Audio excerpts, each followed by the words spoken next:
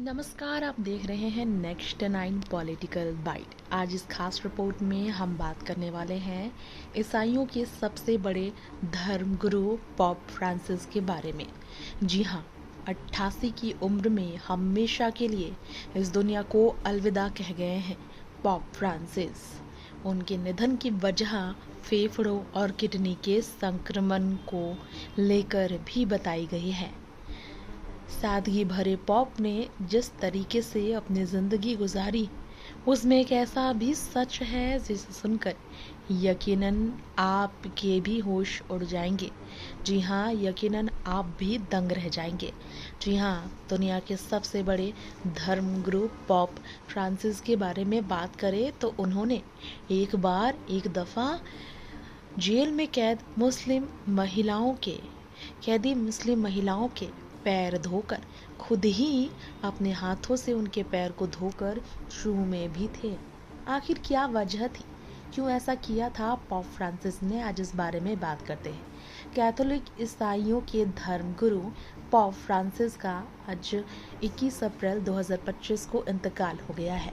88 की उम्र में आज सुबह 7:35 पर आखिरी सांस ली है पॉप फ्रांसिस ने। पॉप फ्रांसिस पिछले कई सालों से बीमार चल रहे थे। माने तो हाल ही में उनको रोम के जेमेली हॉस्पिटल में एडमिट कराया गया था। पॉप फेफड़ों और किडनी में गंभीर संक्रमण से जूझ रहे थे। यही कारण है कि उनकी सादगी को लोग याद कर रहे हैं और वो अब हमारे बीच नहीं है। आज हम उनकी सादगी से भरे किस्सों में एक ऐसा भी किस्सा आपको बताएंगे जब उन्होंने खुद जेल में जाकर कुछ मुस्लिम महिला कैदियों के पैरों को धोया था और चूमा भी था। जी हाँ, उन महिला कैदियों के पैरों को धोकर उन्हें चूम कर पॉप फ्रांसिस ने उन्हें रुला दिया था। आखिर क्यों ऐसा किया था पॉप फ्रांसिस ने, ये जानते हैं। दरअसल चर्च की परंपरा के मुताबिक हर साल ईस्टर से पहले आने वाले गुरुवार को पादरी गरीबों के पैर धोते हैं। पॉप फ्रांसिस ने भी इसी परंपरा को नया रूप दिया। पॉप ने खुद रोम की जेल में पहुंच गए और उन्होंने महिला कैदियों के पैरों पर पानी डाला था।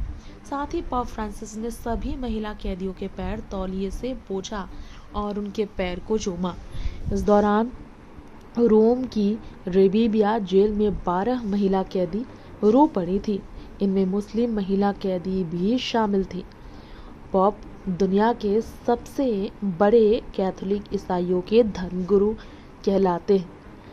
ये वेटिकन सिटी में ही रहते और रोमन कैथोलिक चर्च के प्रमुख माने जाते। पॉप फ्रांसिस की बात करें तो उनको सेंट पीटर का उत्तराधिकारी भी माना जाता है, जो ईसा मसीह के सबसे करीबी शागिर्द थे। जी हाँ, पॉप फ्रांसिस को सेंट पीटर का उत्तराधिकारी माना जाता है, जो ईसा मसीह के सबसे करीबी शागिर्द थे। पॉप फ्रांसिस के बारे में बात करें तो साल 2013 में वो पॉप बने थे। वो अर्जेंटीना से ही हैं। जी हाँ, पहले गैर यूरोपीय पॉप थे वो, और उनका असली नाम जॉर्ज मारियो बर्गेलियो है। पॉप बनने के बाद उन्होंने अपना नाम पॉप फ्रांसिस रखा। हमने आपको पॉप फ्रांसिस के बारे में ये बताया है। इसके अलावा हम आपको यहाँ पॉप फ्रांसिस के बारे में और भी कुछ जानकारियाँ ज़रूर इस खास रिपोर्ट में उपलब्ध कराना चाहेंगे। जी हाँ, वेटिकन में ही अपनी ज़िंदगी की अंतिम सांस लेने वाले पॉप का जन्म 17 दिसंबर की तारीख को 1936 में हुआ था। वेटिकन के मुताबिक स्थानीय समय अनुसार सुबह 7:35 पर उन्होंने अपनी ज़िंदगी की अंतिम सांस ली। इतिहास के पहले लैटिन अमेरिकी पॉप फ्रांसिस ही थे। प्रधानमंत्री नरेंद्र मोदी ने भी पॉप के निधन पर दुख जाहिर किया और लिखा, पॉप फ्रांसिस के निधन से अत्यंत दुखी हूँ। दुख की इस घड़ी में दुनिया के कैथोलिक समुदाय के प्रति मेरी हार्दिक संवेदनाएं। बता दें, पिछले कई महीनों से ही वे स्वास्थ्य समस्याओं से जूझ रहे थे। 14 फरवरी को रोम के जेमेली अस्पताल में उन्हें जब एडमिट किया गया था, तब उनको निमोनिया और एनीमिया से पीड़ित पाया गया था, जिसका इलाज भी चल रहा था। 5 हफ्तों तक फेफड़े में इन्फेक्शन के चलते वो हॉस्पिटल में स्ट्रगल कर रहे थे।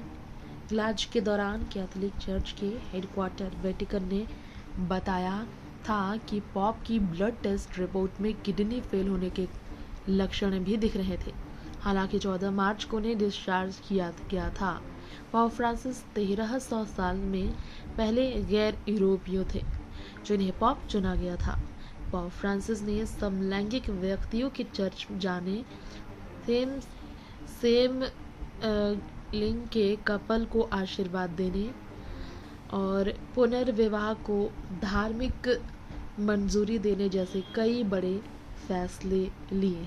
जी हाँ, इसके अलावा उन्होंने चर्चों में बच्चों के यौन शोषण पर माफ़ी भी मांगी थी। जी हाँ, आपको बताना चाहेंगे पॉप फ्रांसिस ने ईस्टर के मौके पर बीते रविवार को वेटिकन की बालकनी से लोगों को शुभकामनाएं भी दी थी। इस दौरान वो व्हील चेयर पर आए थे और उनकी स्थिति कैसी थी वो तस्वीरों में भी आप देख सकते हैं।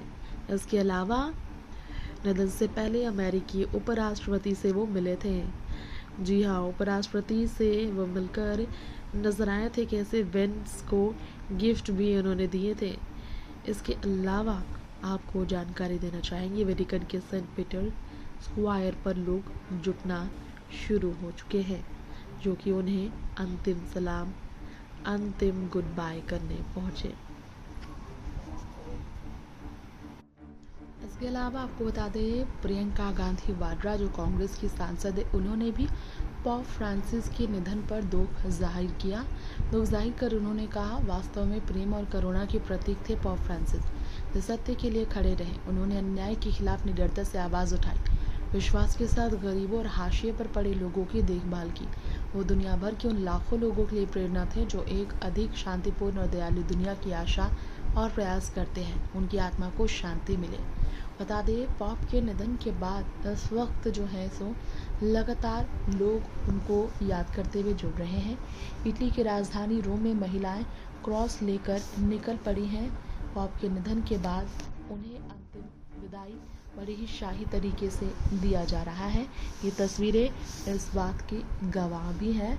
इसके अलावा पॉप के निधन की खबर मिलने के बाद सैकड़ों लोग वेटिकन के सेंट पीटर स्क्वायर पर इकट्ठा भी हो चुके हैं। जी हाँ, बताना चाहेंगे आप सबको हमारी इस रिपोर्ट में उसी से जुड़ी ये तस्वीरें सामने आ रही हैं। इटली की राजधानी रोम में महिलाएं क्रॉस लेकर निकली और निधन की जानकारी मिलते ही टीवी स्क्रीन की तरफ सभी लोग दौड़ पड़े हैं। ईस्टर पर श्रद्धालुओं को शुभकामनाएं देने के लिए व्हील चेयर पर निकले थे पॉप। उस वक्त उनकी हालत वाकई में काफ़ी ज़्यादा ख़राब नज़र आई थी।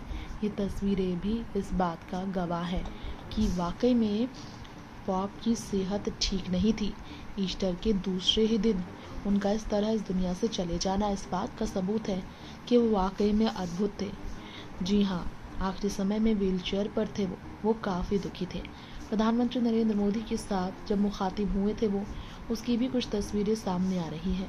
यहाँ वो तस्वीरें आप देख सकते हैं, भारत के साथ भी उनका जुड़ाव किस प्रकार से था। जी हाँ, ये तस्वीरें सामने आई हैं जिसमें प्रधानमंत्री नरेंद्र मोदी से मिलकर उन्हें गले लगाकर उन्हें ब्लेस करते हुए पॉप फ्रांसिस नजर आए थे जब दोनों की मुलाकात हुई थी। इसके अलावा आपको बता दें पॉप फ्रांसिस से मोदी की जो पहली मुलाकात थी उस वक्त भारत आने का न्योता भी पॉप फ्रांसिस को पीएम मोदी ने दिया था। इसके अलावा आपको बता दें मोदी ने दूसरी बार G7 समिट में 2024 में भी पॉप फ्रांसिस से मुलाकात की। 2 बार पीएम मोदी से पॉप फ्रांसिस मिले थे। इस मौके पर पूरी दुनिया भर से लोग शोक जाहिर कर रहे हैं। अर्जेंटीना के फ्लोरेंस शहर में जिस पॉप का जन्म हुआ, पॉप बनने से पहले जॉर्ज मारियो बारगिलियो नाम से उन्हें जाना जाता था। उनके दादा दादी तानाशाह बेनिटो मुसोलिनी से बचने के लिए इटली छोड़कर अर्जेंटीना चले गए थे। पॉप ने अपना ज़्यादातर जीवन अर्जेंटीना की राजधानी ब्यूनस आयर्स में बिताया। वे सोसाइटी ऑफ जीसस के सदस्य बनने वाले और अमेरिकी महाद्वीप से आने वाले पहले पॉप थे। उन्होंने ब्यूनस आर्ट्स यूनिवर्सिटी से दर्शन शास्त्र और धर्मशास्त्र में मास्टर डिग्री हासिल की थी। 1998 में ब्यूनस आयर्स के आकर बिशप बने और 2001 में पॉप जॉन पॉल II ने उन्हें कार्डिनल बनाया था। 13 मार्च 2013 को 266वें पॉप के तौर पर वो चुने गए।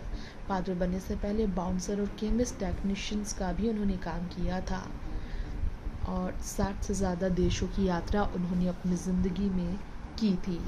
नेक्स्ट 9 पॉलिटिकल बाइट से तृप्ति की रिपोर्ट।